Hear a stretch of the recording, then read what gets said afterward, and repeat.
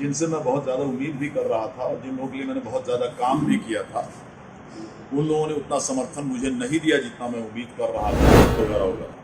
मुझे किसी दूसरे पार्टी से धर्मनिरपेक्षता की लेने की सर्टिफिकेट किसी से ज़रूरत नहीं है। ये अभिव्यक्ति है तो निश्चित रूप से मेरे पास भी वो अभिव्यक्ति रहने दीजिए।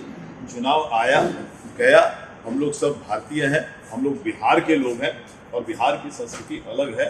ये बीच में जो संस्कृति, आखिर क्या बीच में किस तरह की बातें होती थी पूरे बिहार में सब कुछ जानता है, मैं उतना नहीं जाना चाह रहा। पनोरमा ग्रुप, जो सोचता है वो करता है। आपके अपने सपनों का आशियाना। नमस्कार, भारत लाइव देख रहे हैं आप। देखिए भारत लाइव और हमारे संपादक नमन मिश्रा सर के तरफ से पंचनामा एक कल किया गया था। लगातार 2 दिन से पंचनामा चल रहा था, जिस पर देवेश चंद ठाकुर के द्वारा दिए गए बयान पर चीड़फाड़ हो रहा था। और जैसे ही ये चीड़फाड़ होता है, देवेश चंद ठाकुर बैकफुट पर आ जाते हैं। दरअसल एमपी हैं जदयू के सीतामढ़ी से और कुशवाहा मुसलमान यादव को लेकर एक बड़ा आपत्तिजनक बयान देवेश चंद ठाकुर की तरफ से आता है और इस बयान के बाद से बिहार की सियासत गर्म हो जाती है। मुसलमान यादव के बाद जिस तरीके से उन्होंने कुशवाहा जाति को टारगेट किया, उनके ही पार्टी के कई कुशवाहा नेता नाराज हो गए थे। और अब जैसे ही हमारे संपादक नमन मिश्रा सर ने पंचनामा किया, देवेश चंद ठाकुर यू टर्न हो गए।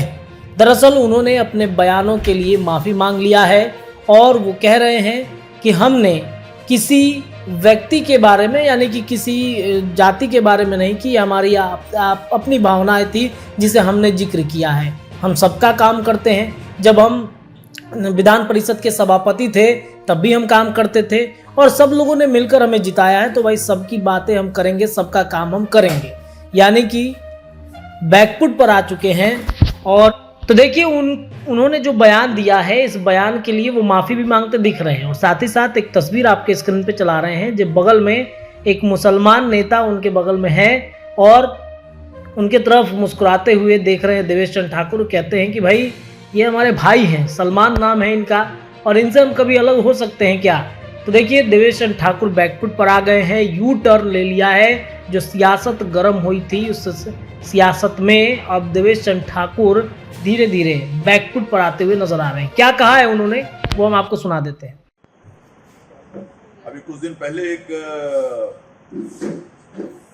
स्टेटमेंट आई थी हमारी, एक इंटरव्यू आई थी जिसको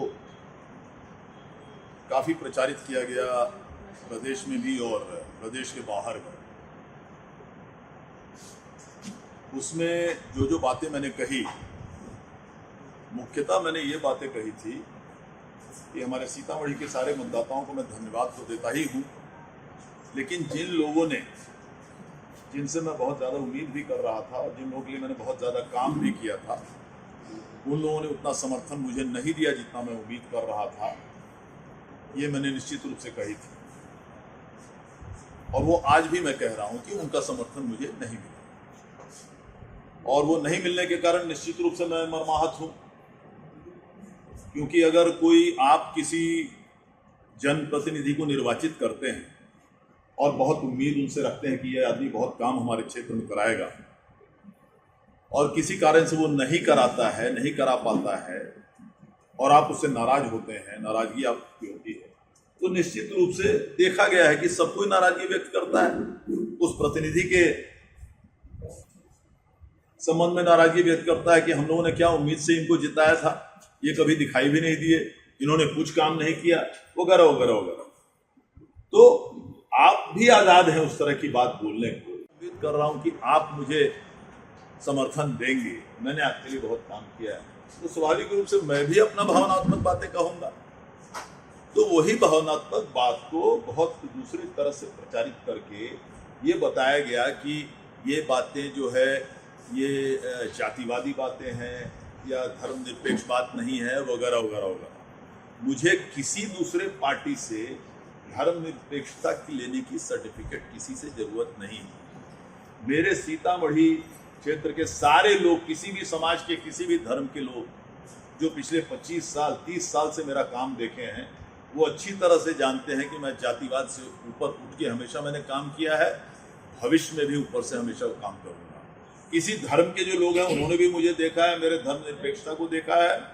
मैंने कभी किसी को न मेरे यहाँ आने से रोका है, न कभी किसी के काम को मैंने मना किया है। वो लोगों ने भी देखा है कि मैं पूरी तरह से धर्मनिरपेक्ष हूँ, और इसलिए हूँ तभी मैं उम्मीद करता था कि हाँ मुझे जरा इन लोगों के भी ज्यादा समर्थन मिलेंगे। नहीं मिलने पर मैं दुखी हूँ, मैंने अपना दुख व्यक्त किया।